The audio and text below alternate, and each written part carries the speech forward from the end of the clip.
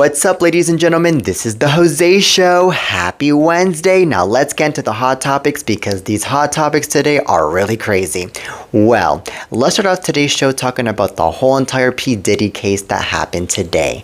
Well, the Diddy case started with prosecutors claiming he was a racketeer and sex trafficker who was blowing up cars and distributing drugs, but now it's been reduced to transporting prostitutes across state lines, and his team says that's not enough to keep him locked up before sentencing. Okay, so Diddy's legal team just fired off a letter to Judge Arun Subramanian outlining the reasons why they say he should be released from federal custody.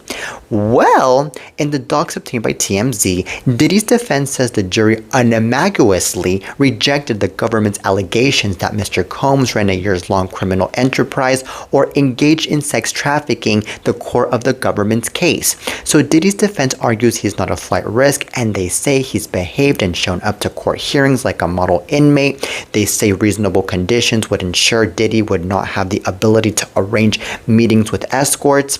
So the conditions the defense proposes: 1 million bond, drug testing, travel restricted to Florida, California, and New York, and surrendering his passport. So prosecutors want Diddy locked up before sentencing, but his defense says it's rare for Mann Act convictions to warrant detention pending sentencing. Alright, so the judge will consider arguments from the defense and prosecution before making a final decision, which he says will come down around 5 p.m. Eastern Time.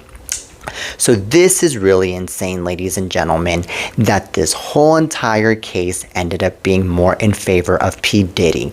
Like, yes, P. Diddy was found guilty of course, the prostitution situation where he was riding prostitutes or transporting prostitutes. But I think it's really insane that he was not found guilty of racketeering nor of sex trafficking, because I believe that it was already made clear that P. Diddy was sex trafficking and he was indeed racketeering. And the victims are already saying it all, that he is this racketeer type of guy, he's this sex trafficker type of guy, and you know, all of these poor victims are already crying and they're already asking for help, and they're already, you know, unfortunately traumatized for what they went through from this evil man. And yet again, the court isn't really by their side, and yet again they're more on P. Diddy's side, and that right there is not called justice. That right there is called injustice. I don't know if this judge is maybe bribed by P. Diddy, or if maybe this judge is, I don't know, threatened by P. Diddy as to why this judge went off and ended up being more on the side of P. Diddy than on the side of the victims here. Come on now.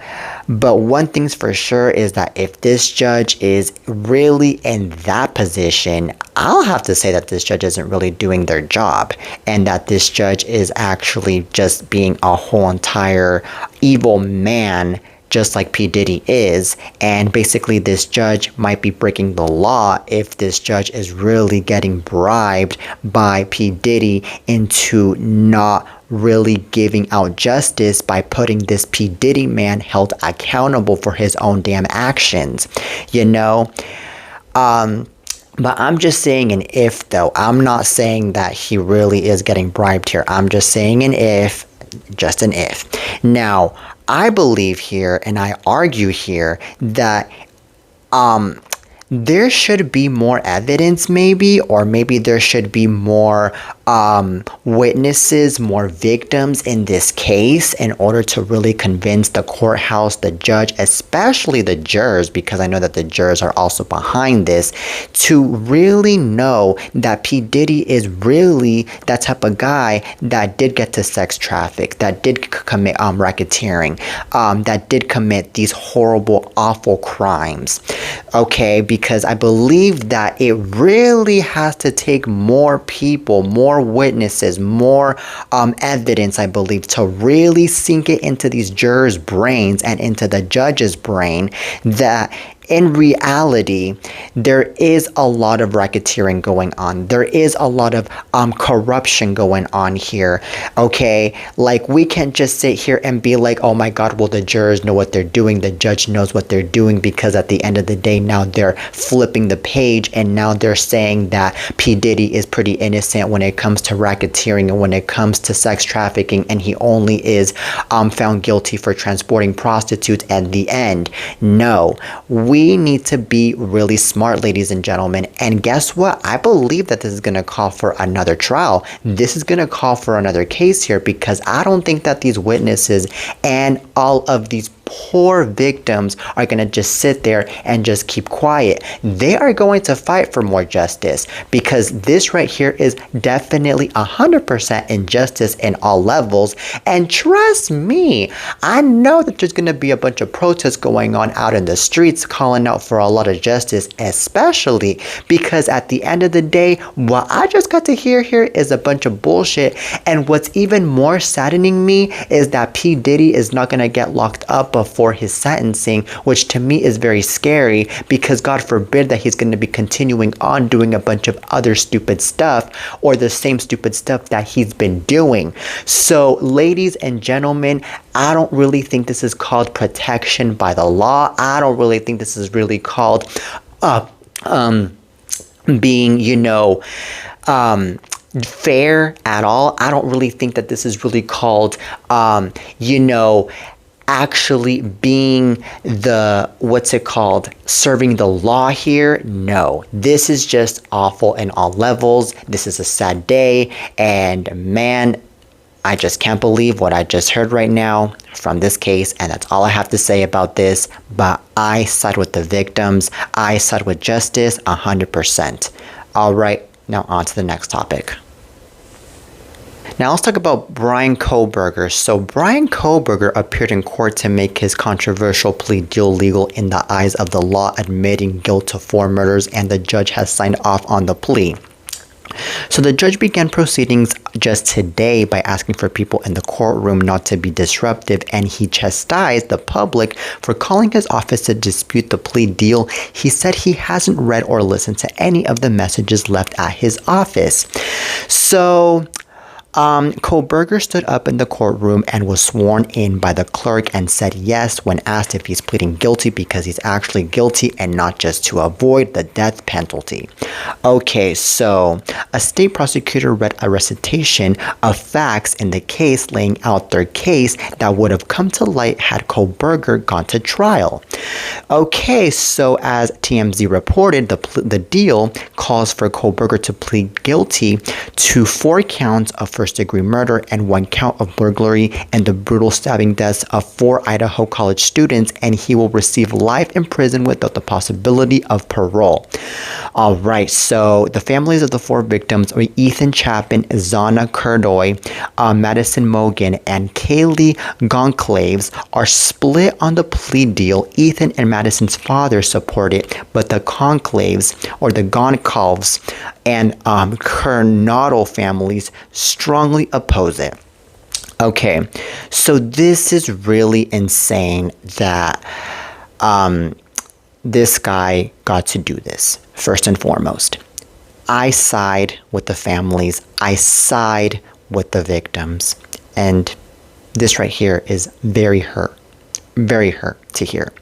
Because I can't believe that there's still a bunch of evil out in this world, like this guy, for example, that would go off and stab and kill and would go off and hurt instead of, spreading positivity, spreading kindness all over this world, which is, by the way, something that we all need, especially in the times that we've been living in.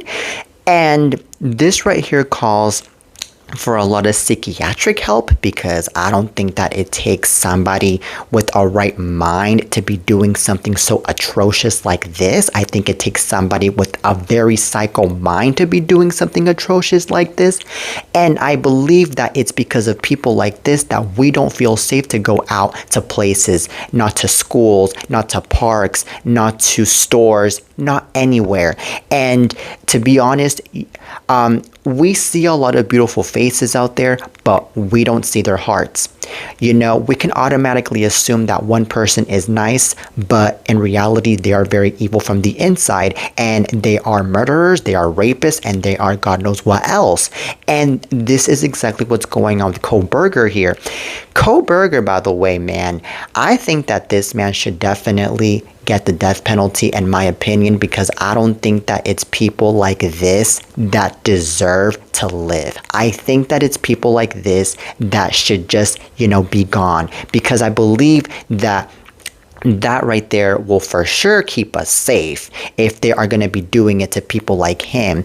Because, if we're going to let these people live and let these people, go out and live their life and especially if these people end up not getting a really good prison sentence and they're out, which, by the way, it says that he's not going to have a possibility of parole if he receives life in prison, which I think he will.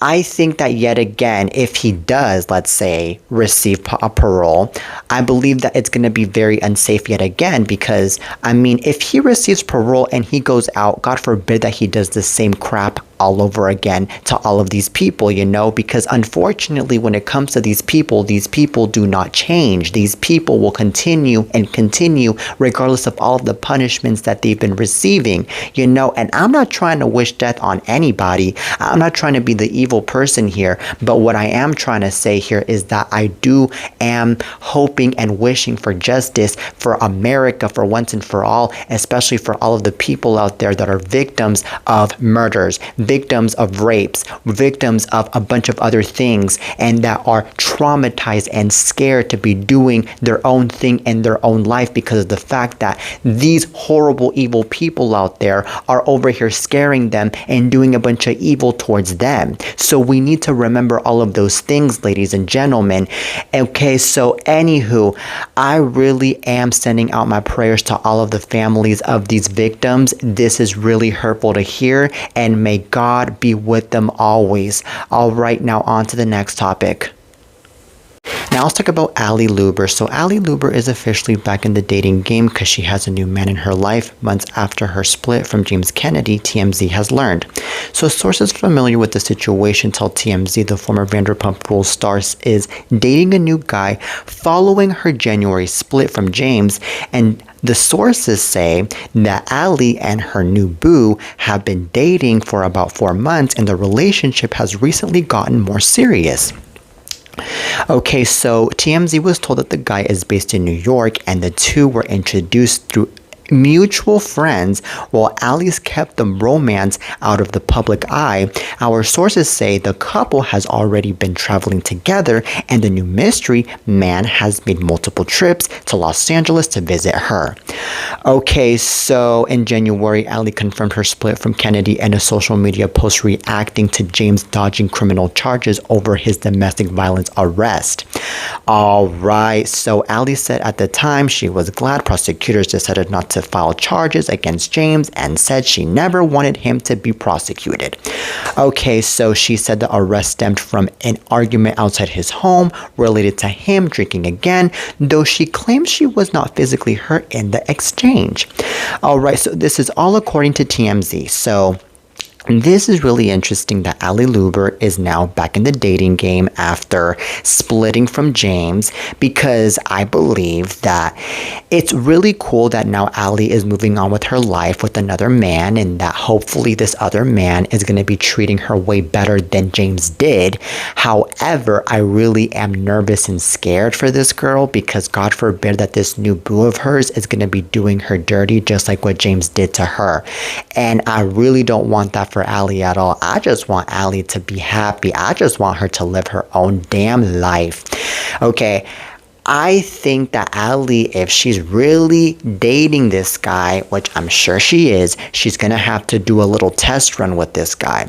And she's going to have to see if this guy is really nice and is really nurturing and is really, caring on all of that.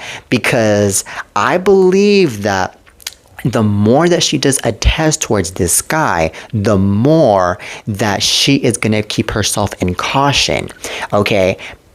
And what I think here is that It's really interesting though how it's kind of soon though how after this breakup with James, now she's over here with another guy because I mean, yet again, even though I understand that she's trying to move on with her own life, I mean, I think that her traumatized and her scared that I believe that she might have from the domestic violence situation that she went through with James, could, be something huge, but I believe that maybe she just put it aside and she was like, nah, I believe in men still being nice, and I know there's a bunch of nice men out there and this and that.